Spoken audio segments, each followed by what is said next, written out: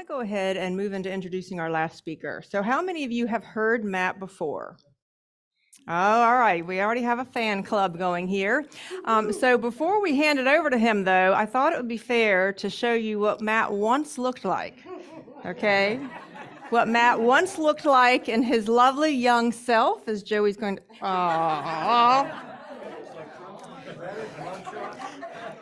So who knew this sweet, long-haired, blonde-haired boy was going to be over here talking about all of these things at the University of Science and Philosophy? You have his bio there in your program, and for all of you that are familiar with Matt, you know what he's about. For me, as someone who is brand new to this organization, it has been impressive to simply watch his dedication and his commitment. He holds a lot of weight and dedication to why we're standing in the building that we are. And so as a new student of only 2 years, I say a gracious thank you. And if you all would please join me in hearing what Matt has to say here for the next hour.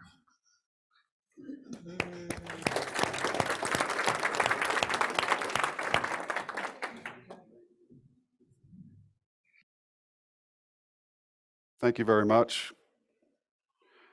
I'd like to acknowledge the crew, because I know what it's like to work alone, and the crew that I was so gracious to be gifted with during the relocation efforts from 2010 on, really. There's a lot of people. It'd be too many to name, but I just want you all to know how thankful I am for all the people that, whether they have come and gone or not, have really put a major effort into this place. It made it possible. People have moved from other states. People have come from other countries to present. And that's just something that I think, as the saying goes, no man is an island. And in order to get things done, you need help. And that's how anything, whether good or bad, gets done. One man can't do it all, nor one woman, but together, the multiplication principle is a very real thing. And with help and commitment and people believe in your crazy ideas, anything's possible. So to the volunteers, to the staff that currently runs the university here, and to everybody who has been a part of this, and Kim especially too, for your gracious hosting, can we give a round of applause to all these great people? And I usually save this to the end, but I want to embarrass Lori at the beginning. So I couldn't have done this without her backing. And I like to say, behind every great man is a woman with a hammer and chisel. So thank you, darling. And vice versa. In all relationships, I think we see each other's potential. And that's the beauty of the mirror wave universe. You can't really see your own. It takes a relationship to really show you who you are, right? You can't love yourself alone. I mean, of course you have to. You can't give away that which you first don't possess. But what did he say in the movie Into the Wild? If you saw that movie, what did he figure out that he circled 1,000 times? Happiness is best shared. He had everything he wanted in that wild, in that school bus, but he didn't have a mate to share it with. And no bird completes a nest. It's always two. And that's what brings me to the topic of discussion, which is the scientific explanation of sex, which this talk will be one that focuses on the personal side of this whole story. And I'm happy to share it with you all. It's a bit of putting myself out there in a vulnerable place, as Richard would call it, but I think it's important because, you know, it's no machine did what you see here today. It's a very human effort by a great many people, and it still continues. You could say that myself and the crew that I worked with, we built the skeleton. The muscle is being applied now, and the skin will eventually be applied. But it's a body that's being built, and it will continue to be built over many generations to come. And if you find it in your heart to donate to this institution, we could use the skin of a new roof, which is about $350,000. So anybody out there in virtual land, if you've got got it in your heart to donate any amount, whether it be $5, recurring donation, as Richard Dulaney said, one of our gracious board members, we could definitely use it, because like any organization, any charitable organization, it takes dollars. That's just the way it is, but we're not afraid of the responsibility, but we could definitely use the help. So I thank you for that in advance. So this is a little background on me. If you guys have visited my website, you'll know that's pretty much my bio on the 70, 80 plus podcasts I've done around the world. I've done hundreds of presentations of my own as well, from music to poetry to Knowing the Creator 101 to the Secret of Light series to Frank Chester's Wonder of Seven on sacred geometry and the Chestahedron. Again, I've met some really incredible people in this journey, and all of it is part and parcel in thanks and respectability for I could not have done any of this without all the advice, and no one should keep cold counsel. It's a lonely place to try to navigate this world with just your own voice as a counsel. So find those who you can communicate with, because that's all what makes our character more massive. And as Khalil Gibran said, the most massive characters are seared with scars. And I'm going to tell you about some of my scars. I put this picture up because it's the closest representation I could find, and Tim Gillespie said I should tell the story to Richard because he's been wanting to hear about it, but it was a near-death experience of mine, and it occurred around early 2007. Now, I had been introduced to Walter Russell. I used to be part of a forum called the Radio Orbit Forum, hosted by Mike Hagan. He was an FM broadcaster, and Radio Orbit had multiple guests on, from Michael Tessarian to just every kind of alternative information person out there who's brought a new way of looking at the world into their research, into their presentations. And, we're all in this effort trying to lift human consciousness up to the next level so we can understand and actually apply some solutions to the problems that we find ourselves in. And this generation and previous ones aren't the first. The Russells in their work, if you read any of it, you'll see how they constantly talk about civilizations in trouble. And this was in the 50s. They wrote in many of their works that communism was infiltrating the government. That's an interesting perspective, right? So nonetheless, the problems have been pointed out for a long time. And in this talk, I want to provide what I think is a major solution. Real quick, how many people think that civilization is in trouble? Raise your hand. Okay, how many think the government can fix it? Raise your hand.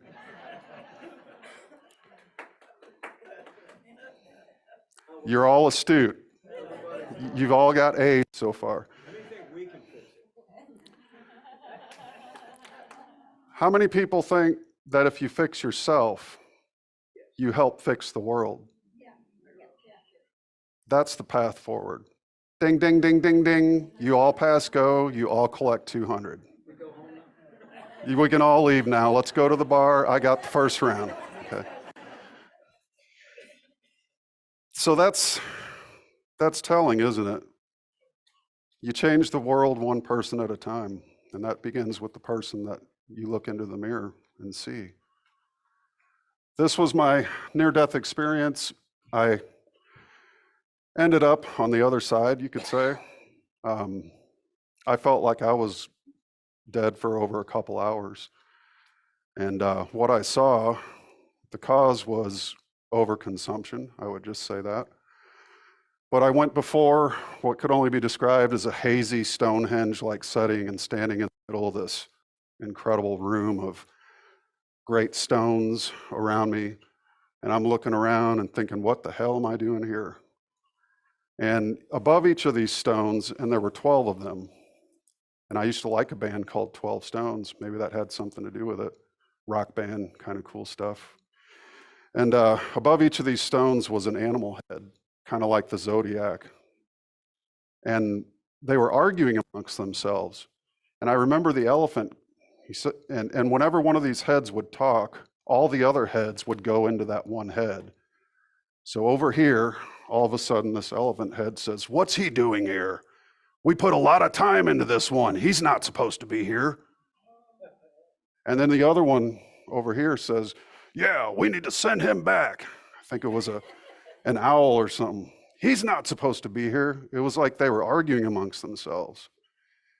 And I look at all of them and I'm like, I'm not going back to that effing place. Do not send me back. And then all of a sudden, that's when all these heads went above my head and became this immense bright white light. And I looked up, the stones and everything else disappeared completely. It was myself and that light. And it said to me, "This is not your time. You're going back."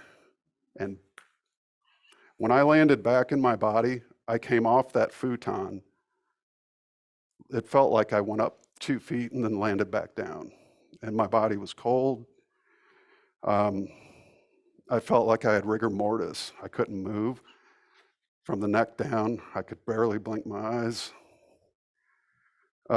So I knew something really intense had just happened. The bed was wet. I lost control of motor function. So for about a half hour to an hour, I had to come back into myself, and it took all that time. And so I got up and it took a lot of effort. So I sat up and I sat there for about 15 more minutes, just breathing in and out and trying to process what the hell just happened. It's 72 degrees in this room. The heat was all on, but my body was ice cold when I woke up, even though I had covers on. So it was really bizarre. It's like I shouldn't be freezing and unable to move my body. So it was at that moment I got up, washed myself off in the restroom, began to tear the sheets off the futon, and then it hit me. I started to recall what just happened. And at that point, I became overwhelmed with emotion.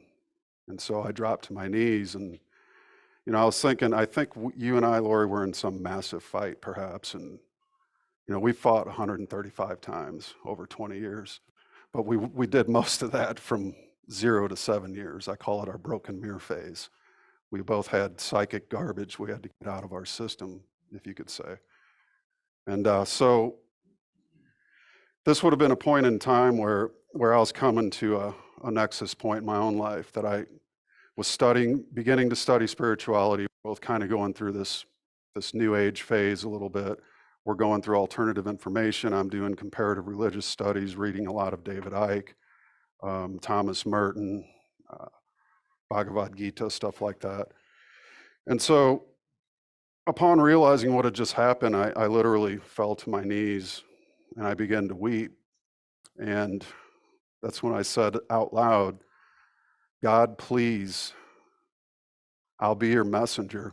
Just tell me what to do, because I have no idea what I'm here to do or what my life's purpose is." Sincerely spoke that out loud. 2 days later, I'm okay. I'm over the being dead thing, so time to get back to the world, get back to living. So I said, let's take a walk. First out of the studio, I cross the street, walk a block and a half to a used bookstore, and I walk in and I'm looking around, I'm like, maybe I'll find a Freemasonic book here or something. I walk up to one of the back shelves and I look down and there's this little book with the cosmic clock on it. I'm thinking, oh, cool, a Freemasonic book. So I pick it up and The Secret of Light by Walter Russell. $2. Oh, that's a bargain. I'll take that. This would be the second time I discovered Walter Russell's work. As I said, a couple years before, I had learned of him on a forum, and that forum had a guy on there who, when I would type these replies, they were usually long and imaginative replies, And he said to me in 2006, man, you sound a lot like Walter Russell. You should check this guy out. So I think it clicked there, but I went and looked at the website and I didn't like it. I just went, what is this? Army green WordPress with all kinds of fancy jargon? I'm not interested. But when I found that book, it would come to me later, hey, yeah, there's something to this. So I ended up joining a band. I didn't read the book for another year and a half. I actually loaned it out, and it fortunately came back. But another year and a half would go by, and in that year and a half, I started a band called the Soul Project. And we called ourselves the Soul Project because we couldn't think of a band name. And you know what soul stood for? Shit out of luck. Because we couldn't think of a damn band name. So we just called ourselves the Soul Project. It was a really fun project, and I'm writing all these really cool lyrics that after that project came to a completion in 2008, I had some time, and so I called that guy back. I said, where's my book? Bring it back. For some reason, something in me said, get that book back. Even though it was $2, I could probably found one. I'll never forget the inscription either. It was signed by Leo, and she said, in this book is the secret of creation. May it bring great ecstasy to your soul. So needless to say, I got the book back, and in October of 2008, I left to go to Lori's house, and right before I left, I'm like, I just finished all these Terence McKenna books, like 4 in a row. I'm gonna grab that Secret of Light. So I opened the first couple pages, and oh yeah, I gotta read this. So I completed that book on November 1st of 2008, and exactly 11 years to the day, which was 1 week before, Lori goes, hey, look at the date you signed The Secret of Light, November 1st, 2008, exactly 11 years to the day of the grand opening of this place, November 1st, 2019. There's your 11, right? So master numbers, things like that are confirmations of, you're on a syncretic or synchronistic path. And so as I moved ahead, and I'll just finish this up. I don't even care if I get through all these slides or not. They're just kind of references. But with the personal side of this, when I read that book and finished it, and I shut it, and I sat back into the couch, and Lori over on the fireplace, she looks over, she says, how was it? I said, I never need to read another book as long as I live. It rocked my world. I was like, that guy knows exactly what I see in nature. It's stuff I've known in my heart since I was that little kid you saw. And it just everything made sense. It's like he taught me a new language. He often calls his own work the language of light. God uses the language of light to speak to man. That's your inspiration. It's that still small voice. And it stems from the understanding of sex, in a way. Now, come 2009, I'm starting to get more into Russell's work. Atomic Suicide comes in the mail. Starting to get this idea, I'm gonna do my own podcast, right? 2010 comes along, I start my own podcast. But interesting thing happened in 2009. We had another fight. So I'm like, all right, well, I'm pissed off now. I'm gonna drive to California with one change of clothes and a credit card, because this is bullshit, I'm out of here. And I found myself on the road, and it was March 4th of 2009. Why March 4th?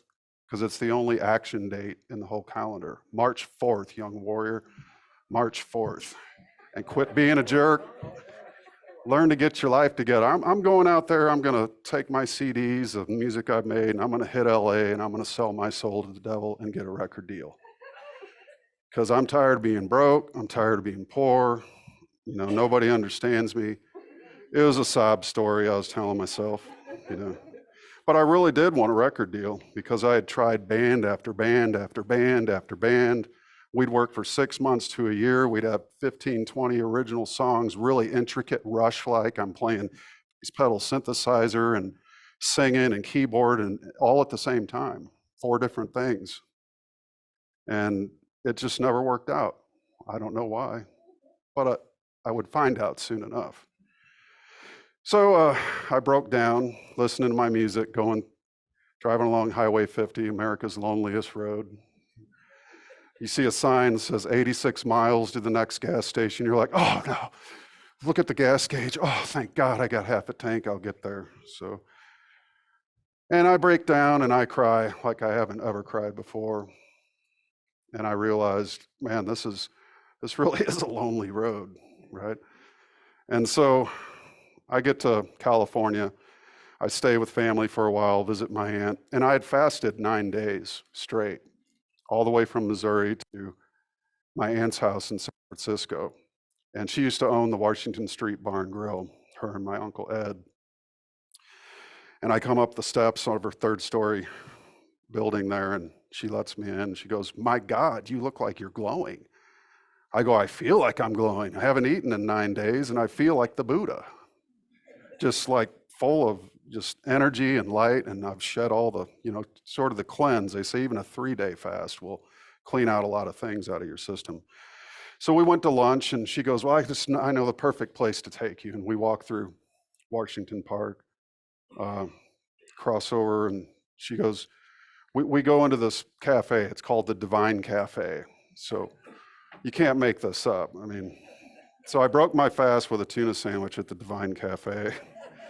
And it was the saltiest thing I ever ate in my life. Go 9 days without eating and taste salt for the first time. It's like, whoa!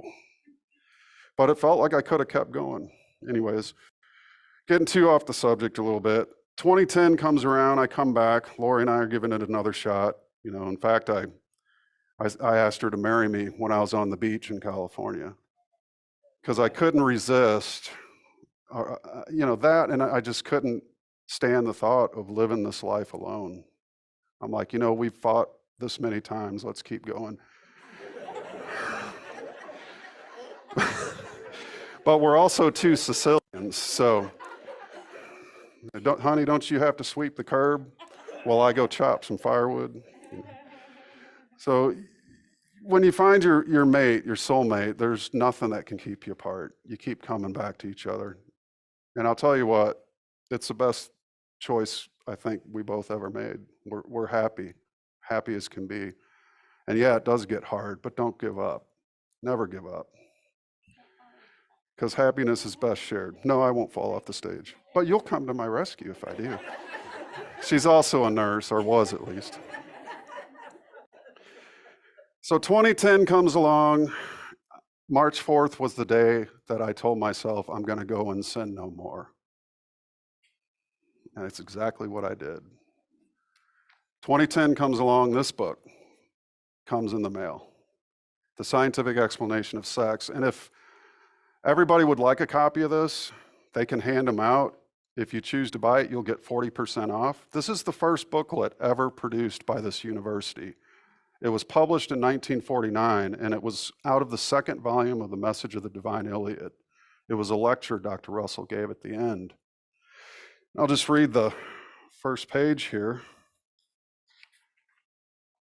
This booklet is reprinted from Volume 2 of the Message of the Divine ILIAD in response to so many requests for inexpensive replicas by those who wish to give many copies to friends and others, especially young people, who so sorely need basic information upon this most vital subject of life. So we're gonna have the talk, folks. We're gonna talk about the cosmic birds and bees.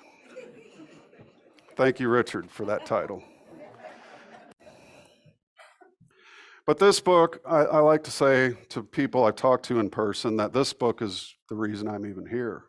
Because if I didn't get this understanding of what's in this book, none of this would ever happen. For one thing, if anybody would have told me you'll be president of a university, even though I never went to college in 2010, I'd have laughed you out of the room. And like, that's what my mom said. In 2014, I said, Mom, I'm going to be president of the University of Science and Philosophy in Virginia. She goes, what? You didn't even go to college. You're not going to be president of anything but your own imagination. I said, watch me. That became my call sign, watch me. So the base of desire, one of my favorite quotes from this book is, "The creative urge is in truth the sex urge and can either become the greatest force for good or the greatest deterrent in life." Think about that for a second. We all have this urge. Every living thing, even elements that make up granite and water, air. Everybody know that Walter Russell has said that the elements are sexed? What happens when you mix sodium and chloride? What do you get? Table salt. It's a happy marriage. Almost true cube. Not quite like carbon, but very close. What happens when you mix nitrogen and glycerin? Honey, you can answer this one. Kaboom! So not all people, like elements, can necessarily mix together. But that doesn't mean that it's not worth trying sometimes, because we learn what we like in others, what others expect of us. Again, relationships reveal who we are. The misuse of the sex urge, the bottom quote, is the cause of all human suffering. That's a very powerful statement. I cannot remember where I heard that. I believe it was in one of the lectures. And if you haven't bought the lecture series on the USB drives, incredible. Lots of very cool things come out of that. In the inverse, you could say the correct use of the sex urge is the cause of all human happiness and joy. One of the things you'll learn about deep study of Walter Russell's science is everything you read, there's an inverse.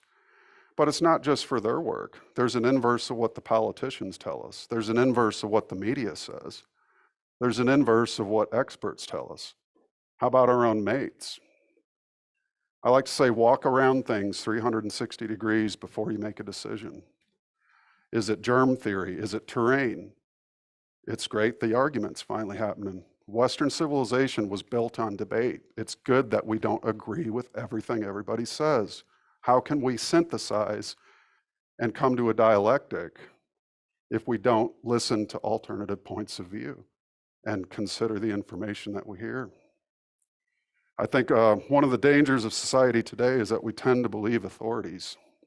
And that comes from basically something called conditioning. But this booklet is basically vitalism versus mechanism. If you're familiar with Karl Reichenbach's odic force, that's the force called the sex urge. Wilhelm Reich's orgone energy could be very similarly described as the creative urge or the sex urge. It's that primal force. Libido, Jung and Freud. Rupert Sheldrake's morphic resonance is said to be a form of Dresian vitalism. Again, look up vitalism. What an incredible word. Why is vitalism not embraced by the current scientific community? It's been traded for mechanism. The universe can be explained and materially reduced to nuts and bolts, which is basically what string theory is, nuts and bolts. It's completely taken consciousness out of the equation. And I think this is purposeful, but Michael and I were talking earlier, and he's challenging me. I like that. We'll have to have a beer later, Michael. Wonderful to be challenged, because you have to think outside of the boxes that you create for yourself if you're ever going to syncretize with new ideas, new ways of thinking. And there's nothing wrong with that. As Pico della Mirandola showed us in the 1500s, or the late 1400s, 15th century, when he challenged the entire academics, all the academics of Europe, to meet him in Rome and debate him over his 900 theses. It's a 23-year-old genius, spoke multiple languages, and syncretized all the 26 different philosophies and metaphysics that he was reading and researching. The Pope banned his work, burned it, arrested him. That's pretty much what happens when you bring new ideas. Walter Russell introduced, as Jeremy said earlier, his work to the scientific community, a two-way motion universe, in 1926 in the Universal One. The Pope threatened to issue a decree against him if he ever reprinted it. And just 4 years later, 5 short years later, Georges Lemaitre, the Jesuit priest, introduces a one-way heat, death, dying universe of entropy before Walter's two-way motion universe could catch on in the scientific world.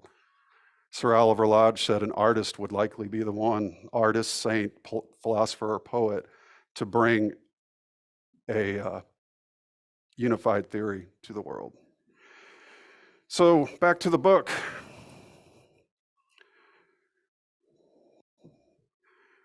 If you have not been molested, physically abused, emotionally abused, or hurt in your life, especially as a small child, raise your hand.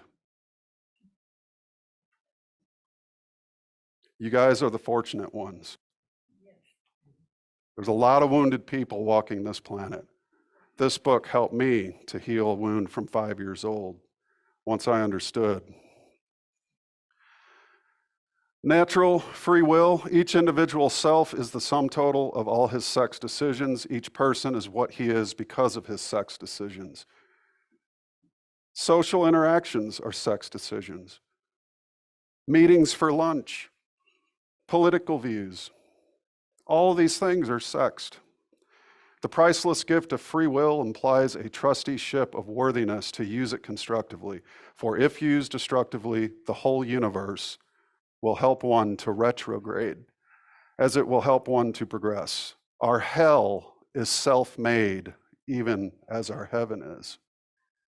Profound statement. Trauma, emotional, physical, mental, spiritual, that's free will things. The chemical side of this equation, that you can also read about in this wonderful book, is that the descent of an individual or nation begins at the moment of the turning of desire away from a high moral standard to a promiscuous one. Society and civilization becomes promiscuous. That's when all hell starts to break loose. It's like Scott talked about the potential. Certain potentials, the higher the potential, the higher the character, the higher the civilization. Why did the high civilizations, 29 and counting on the previous slide I had,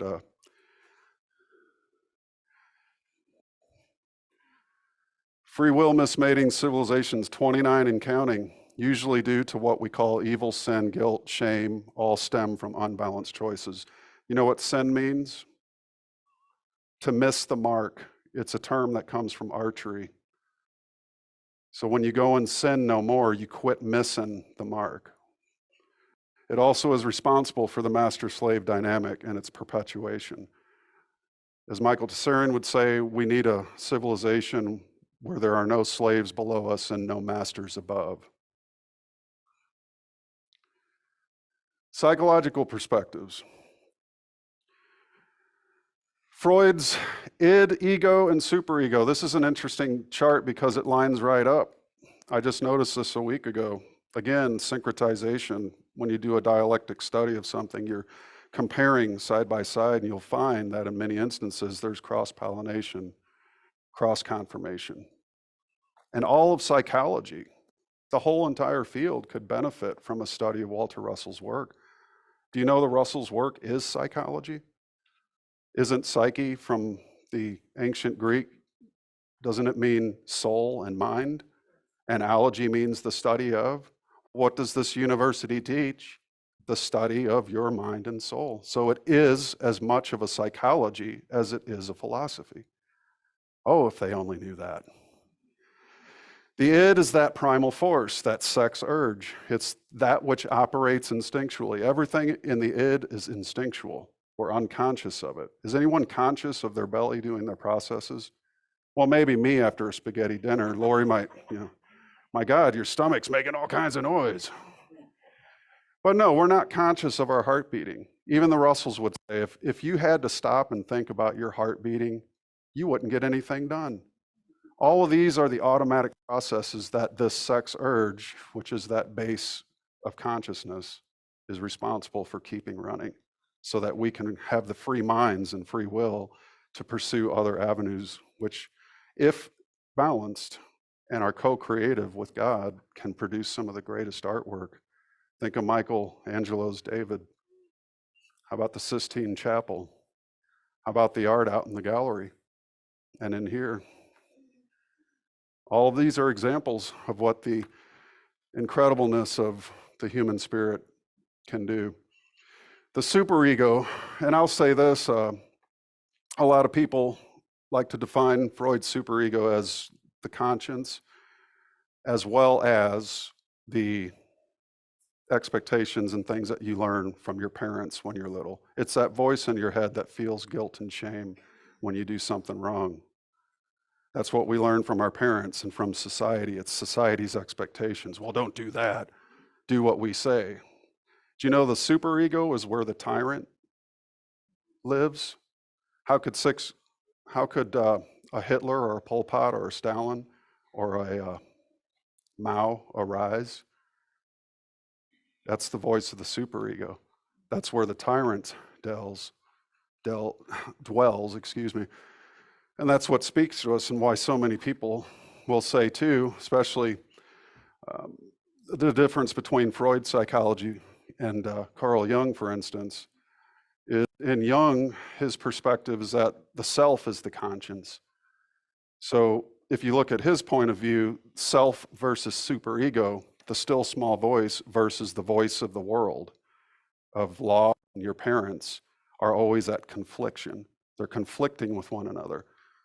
Is this the root of pathology, of anxiety? These are great questions to ask.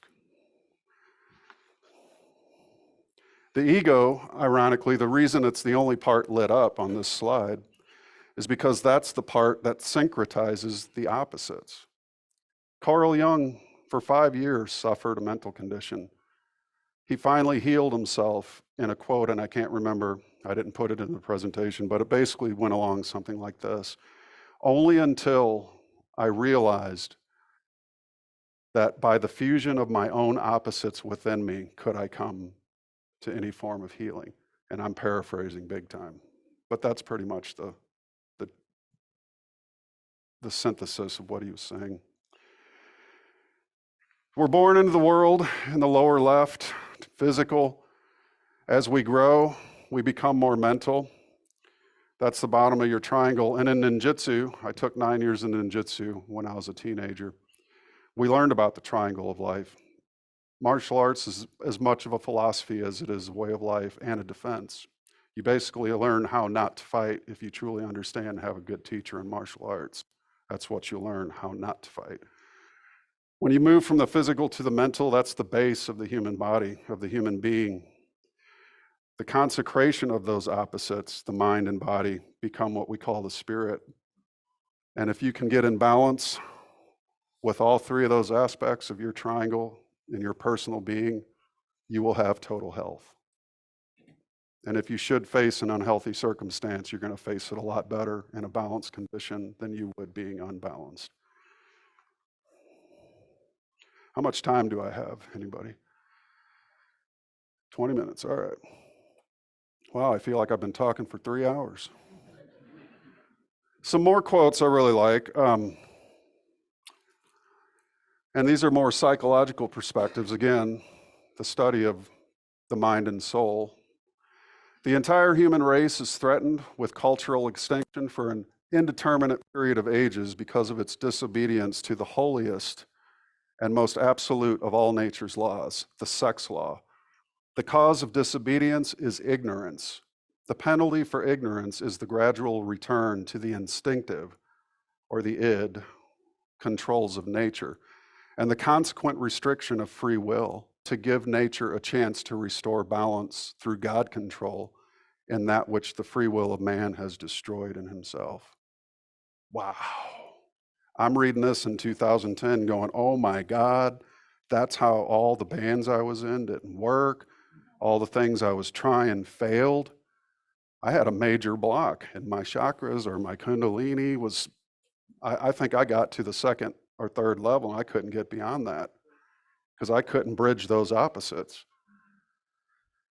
So this book freed me. Again, man has to learn how to build bridges and other such techniques and skills while the beaver builds marvelous dams without having any instruction. Isn't that amazing? That's again the id. Nature has that automatic pilot. And if man doesn't get his stuff together, where do you think the term dark age comes from?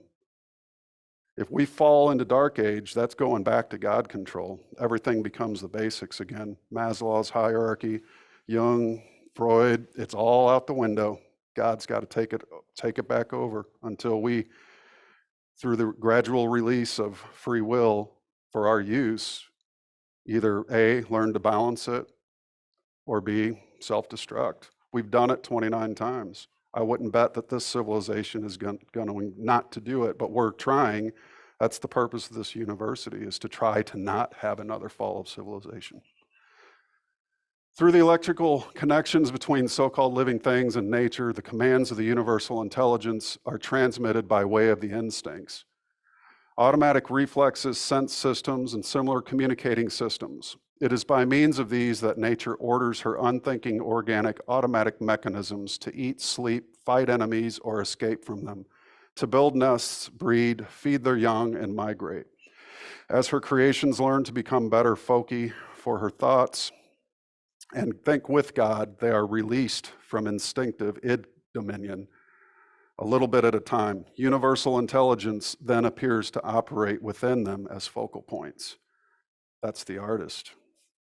Michelangelo, for years, chiseling at a piece of granite or limestone, whichever it was, and the miraculous David stood before him over many years later. Again, the absolute self is that place of total health. It's what Walter Russell calls the universal ego. And only if that ego is in balance can you even get to the universal ego. So that's what makes it important to reconsider getting rid of your ego. Perhaps we actually need it. I like to use the acronym externally generated outlook.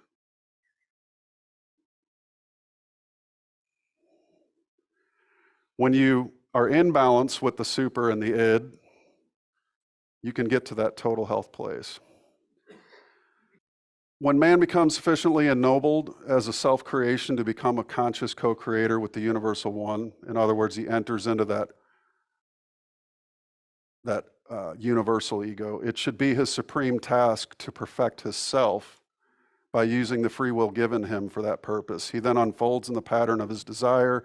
He himself molds himself mentally into genius or moron as he chooses, or physically into a Hercules or atrophied impotent weakling, also as he chooses. So Russell's laying out the opposites here. And he's saying that it's up to each one of us as individuals to choose what we want to make ourselves or mold ourselves into. The responsibility lies with us, not anything external. The priceless gift of free will implies a trusteeship of worthiness to use it constructively, for if used destructively, the whole universe will help one to retrograde as it will to help one progress. Again, I repeat this, our hell is self-made, even as our heaven is. Such an important quote.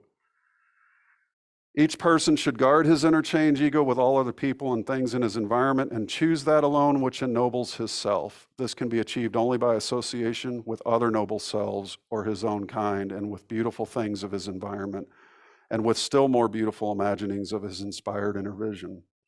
How many people know some black pillars? People who took the black pill. Everything's going to die. We're all going to die. Everything's evil. They're killing all of us. The chemtrails, the fluoride in the water, the aspartame. It's hopeless. There's nothing we can do. I know a whole bunch of black pillars. I used to be one. And God said, there's more. Such well-chosen intercourse will transform each self from moment to moment, from the attained perfection of this moment to the attained perfection of the next moment. The greater and more far-reaching transformer of a self is balanced sexual intercourse. One's entire pattern of self-form, the id, ego, superego, individuation, the still small voice itself, and even one's immortal rhythm of eons of building is instantly and violently changed by every sexual intercourse with any unbalanced other half. Again, if you mix nitro and glycerin, you can get an explosion. The rhythm of each becomes the rhythm of both. Promiscuity in either social or sexual intercourse is the great destroyer of individuality, of self, or type of or acquired power, or of type or acquired power. Promiscuity with unbalanced mates condemns one to the backward path. Again, when I realized the import of this saying, my own promiscuity had destroyed many of my own efforts. It was a huge wake-up call for me to go, oh my God, I'm responsible for this thing that I need to be freed from. I am my own devil, you could say. So probably some of the most important things that I ever gleaned from the Russell teachings had come out of this book. One in particular is not on the slide presentation, but I'll read it. And for me personally, some of this might suit a lot of you, some of it might not. But for me, this book, again, had it not fallen in my lap, I would have never understood the power of the creative urge within me. I'd still be suffering the pattern from that 5-year-old that was traumatized as a kid and kept repeating over and over in my life without the slightest awareness of it. But when I noticed it, when I became aware of it, because of this book, I was able to void its repetition. And then guess what? All that power was then mine to use as I wanted. Look around. That's the correct use of that power. And I'm just getting started, folks. So this phase of knowledge, which we are beginning to comprehend and act upon in our building of higher intellectualism, it should be more fundamental in our educational system. That's why they made a booklet out of this, the first one ever to be made by this university. Sex should not be judged as a moral issue. Ooh, what's the church going to say about that one? But as a biological and a spiritual issue. It would be just as reasonable to judge explosions in chemical elements as immoral. Rather, we should judge sex from the point of view of natural law and obey its demands in relation to mate choosing. The reason why practically everyone pays the high price of sex abuse is because sex is so little understood. Because of that ignorance, there is rapid world decadence in culture at this very moment. 1948, that was written. Oh, wonder what he'd say now. Gotta wonder that. What would the Russells say today? Life is divided into 3 cycles. This is one of the most beautiful, and it's I don't want to give the ending away, but such poetry, honestly. Life is divided into 3 cycles. The early life is almost completely physical, the middle life mental, and the latter part of life spiritual. Isn't that beautiful? Again, there's that total health, right? When I read that, I realized, my God, I don't need a trophy wife. I need someone I can love when I'm in a wheelchair. I said, honey, when we get older, we're going to have a wheelchair race. But you want someone you can grow older with. That's the balance. That's balanced matehood. I kept hearing these stories about these middle-aged, what do they call it? Midlife crises, right? The guy leaves his wife and kids and gets a convertible and picks up a 19-year-old, and it's all joy. No, that's an illusion. Happiness doesn't come from stuff, obviously, but again, love is something that he could say love is divided into 3 cycles. The early life is almost completely physical, the middle life mental, and the later part of life spiritual. It is during these 3 cycles that one desires a balancing mate to fill his emotional needs, whether physical, mental, or spiritual. But it must always be remembered that the balancing is electrical, since all emotions are of the senses and therefore are electric. We live in an electric universe. It can be explained scientifically by electricity. It can be explained mentally by electricity, psychologically by electricity, philosophically by electricity, spiritually by electricity. All electric relations are sexual relations. So I repeat, unless there is an electric balance, the creative urge lacks the necessary stimulus, which comes through the stillness of balance.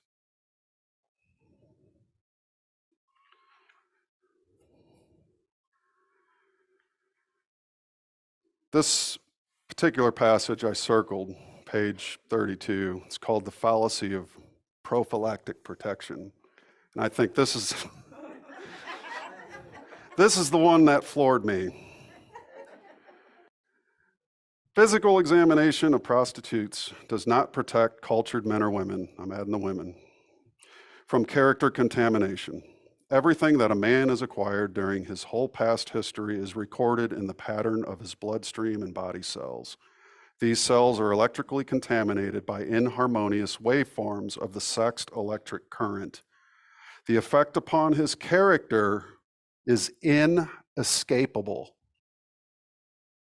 This is as true of a whole nation or race as it is of one man or woman. When I read that, I knew every moment in my entire life back to the first stack of Playboys I found in a dumpster when I was 6 years old. For some reason, I had this traumatic experience at 5. The next year, I find a stack of Playboys. I hid them for about 6 months till my mom found them. What the hell? So I like to say that if you're activated at an early age, it's the equivalent of like a plant bolting. You're bolted, you're gonna really have a tough time getting things together because it sets up a repeating cycle. But if I can notice the cycle, any human being can. Anything that happens to your physical body, the mind and the soul can right it. It can take that blockage, it can clear it. But all you have to really understand and take out of this is that the effect upon your character is inescapable, but your choices make your character. It makes you who you are. But that primal force underneath every human being, they call it the viril, they call it the odic force, it's the still white magnetic light. It's in every living cell and corpuscle of matter. All the power of the universal one is inside of every one of you. Nobody is excluded from that power. Burn that into your consciousness. That alone saved my life when I realized that, man, I make or break myself. Can't blame anything outside of me. It's a harsh realization, but it's the one that will help you more than any other. Put yourself on the couch. Diagnose yourself. Pick yourself up and keep walking. As Churchill said, if you're going through hell, keep going. Don't set your tent up, folks. Thank you very much. Thank you.